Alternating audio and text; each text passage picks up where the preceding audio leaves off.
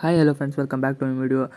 ಶ್ರೇಯಸ್ಸು ಶುಭಮಸ್ತು. ಮದುವೆ ಮನೆಯಿಂದ ಕಾಣೆಯಾದ ತುಳಸಿ ಮಾಧವನ ಮುಂದೆ ಭೇಟಿಯಾಗುತ್ತಾರಾ, ದೂರ ಹೋಗುತ್ತಾರಾ? ಶ್ರೇಯಸ್ಸು ಶುಭಮಸ್ತು ಧಾರಾವಾಹಿಯಲ್ಲಿ ತುಳಸಿ ಮದುವೆ ಮನೆಯಿಂದ ಕಾಣೆಯಾಗಿದ್ದಾಳೆ. ಯಾರಿಗೂ ಹೇಳದಂತೆ ತುಳಸಿ ಎಲ್ಲಿಂದಲೂ ದೂರ ಹೋಗಿದ್ದಾಳೆ.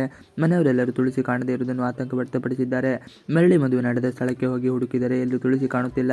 ಅಲ್ಲದೆ ತುಳಸಿ ಮದುವೆ ಮನೆಯಿಂದ ಒಬ್ಬಳೇ ಹೋದದ್ದನ್ನು ಕೆಲಸದವಳು ನೋಡಿದ್ದು, ಇದನ್ನು ಎಲ್ಲರಿಗೂ ಹೇಳುತ್ತಾಳೆ. ಈಗ ಸಮರ್ಥ್ ಮತ್ತು ಮಾಧವ್ ತುಳಸಿಯನ್ನು ಹುಡುಕುತ್ತಿದ್ದಾರೆ.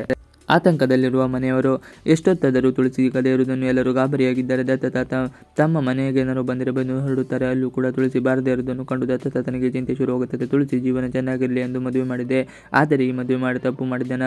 ತುಳಸಿಗೆ ಅಷ್ಟು ಕಷ್ಟ ಹೋಗುತ್ತಿತ್ತ, ಅದಕ್ಕೆ ಮನೆ ಬಿಟ್ಟು ಹೋದಳೆ ಎಂದು ಗಾಬರಿಯಾಗುತ್ತಿದ್ದಾರೆ. ಅಲ್ಲದೆ ಸಮರ್ಥ್ ಬೇರೆ ತುಳಸಿ ಅಮ್ಮನ ಮೇಲೆ ಯಾರೋ ಸಂಚು ಮಾಡಿದ್ದಾರೆ, ಅವರನ್ನು ಕೊಲೆ ಮಾಡಲು ಯತ್ನಿಸುತ್ತಿದ್ದಾರೆ. ಅದರ ಬಗ್ಗೆ ಮಾತನಾಡುವುದನ್ನು ನಾನು ಕೇಳಿಸಿಕೊಂಡಿದ್ದೇನೆ ಎಂದು ಎಲ್ಲರ ಬಳಿ ಹೇಳಿದ್ದಾನೆ. ಇದೆಲ್ಲವೂ ಕೂಡ ಮನೆಯವರಿಗೆ ಆತಂಕವನ್ನು ಹುಟ್ಟಿಸಿದೆ. ಹಠ ಮಾಡುತ್ತಿರುವ ದೀಪಿಕಾ ಮಾಧವ್ ಹಾಗೂ ತುಳಸಿ ಬದುಕಿನಲ್ಲಿ ಆಟವಾಡಲೇಬೇಕೆಂದು ಈ ಮದುವೆಯಾಗುತ್ತೇನೆ ಎಂದು ಜನಾರ್ದನ್ ಬಳಿ ತನ್ನ ದ್ವೇಷದ ಬಗ್ಗೆ ಹೇಳಿಕೊಂಡಿದ್ದಳು. ಈ ಮಾತನ್ನು ಕೇಳಿದ ಶಾರ್ವರಿಗೆ ಖುಷಿಯಾಗಿತ್ತು. ಆದರೆ ದೀಪಿಕಾ ತುಳಸಿ ಬರುವವರೆಗೂ ಮನೆ ಒಳಗಡೆ ಹೋರುವುದಿಲ್ಲ ಎಂದು ಹಠ ಮಾಡುತ್ತಿದ್ದಾಳೆ. ಊಟ ಮಾಡದೆ, ಜ್ಯೂಸ್ ಕುಡಿಯದೆ ತಾನು ತುಳಸಿ ಅಮ್ಮನನ್ನು ನೋಡಲೇಬೇಕು ಎಂದು ಕೊರಗುತ್ತಿದ್ದಾಳೆ. ದೀಪಿಕಾ ನಡೆದುಕೊಳ್ಳುವುದನ್ನು ನೋಡಿದ ಶಾರ್ವರಿಗೆ ಅವಳ ಮೇಲೆ ಕೋಪ ಬರುತ್ತಿದೆ. ಆದರೂ ಏನು ಮಾತನಾಡದೆ ಸುಮ್ಮನೆ ಇದ್ದಾಳೆ. ಅನುಮಾನಗೊಂಡ ಪೂರ್ಣಿಮಾ, ಶಾರ್ವರಿ ಮತ್ತು ಜನಾರ್ದನ್ ಪದೇ ಪದೇ ಸೈಡ್ಗೆ ಹೋಗಿ ಮಾತನಾಡುತ್ತಿದ್ದಾರೆ. ಇಬ್ಬರಿಗೂ ದೀಪಿಕಾ ಬಗ್ಗೆ ಅನುಮಾನ ಉಂಟಾಗಿದ್ದು, ಯಾಕೆ ಹೀಗೆ ಮಾಡುತ್ತಿದ್ದಾಳೆ ಎಂಬುದು ಅರ್ಥವಾಗುತ್ತಿಲ್ಲ. ಮತ್ತೊಂದು ಕಡೆ ತಾವಿಬ್ಬರು ತುಳಸಿ ಬಗ್ಗೆ ಮಾತನಾಡುವುದನ್ನು ಸಮರ್ಥ್ ಕೇಳಿಸಿಕೊಂಡಿದ್ದಾನೆ. ಇದರಿಂದ ಏನಾದರೂ ಅಪಾಯವಾಗಬಹುದು ಎಂದು ಮಾತನಾಡಿಕೊಳ್ಳುತ್ತಿದ್ದಾರೆ. ಇದೇ ಸಮಯಕ್ಕೆ ಸರಿಯಾಗಿ ಪೂರ್ಣಿಮಾ ಬಂದಿದ್ದಾಳೆ. ಪೂರ್ಣಿಯನ್ನು ನೋಡುತ್ತಿದ್ದಂತೆ ಶಾರ್ವರಿ ತನ್ನ ಮಾತನ್ನು ಬದಲಿಸಿದ್ದಾಳೆ. ಜನಾರ್ದನ್ ಮತ್ತು ಶಾರ್ವರಿ ನಡೆಯನ್ನು ಸೂಕ್ಷ್ಮವಾಗಿ ಗಮನಿಸುತ್ತಾಳೆ. ಪೂರ್ಣಿಮೆಗೆ ಅನುಮಾನ ಶುರುವಾಗಿದೆ.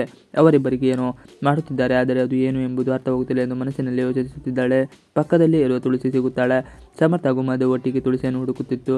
ಇತ್ತ ಅವಿ ಕೂಡ ಹುಡುಕಲು ಆಗಮಿಸಿದ್ದಾನೆ. ಮಾಧವ್ ಪೊಲೀಸ್ ಫೋನ್ ಮಾಡಿ ತುಳಸಿ ದೇವಸ್ಥಾನ ಕಡೆಗೆ ಹೋಗಿದ್ದು CCTVಯಲ್ಲಿ ಪತ್ತೆಯಾಗಿದೆ ಎಂದು ಹೇಳಿದ್ದಾರೆ. ಈ ವಿಚಾರ ತಿಳಿದ ಮಾಧವ್ ದೇವಸ್ಥಾನಕ್ಕೆ ಹೋಗಿದ್ದು ತುಳಸಿ ಫೋಟೋ ತೋರಿಸಿ 4-6 ಜನರನ್ನು ವಿಚಾರಿಸಿದ್ದಾನೆ. ಎಲ್ಲರೂ ತುಳಸಿ ದೇವಸ್ಥಾನದಲ್ಲಿರುವುದನ್ನು ಖಚಿತಪಡಿಸಿದ್ದಾರೆ.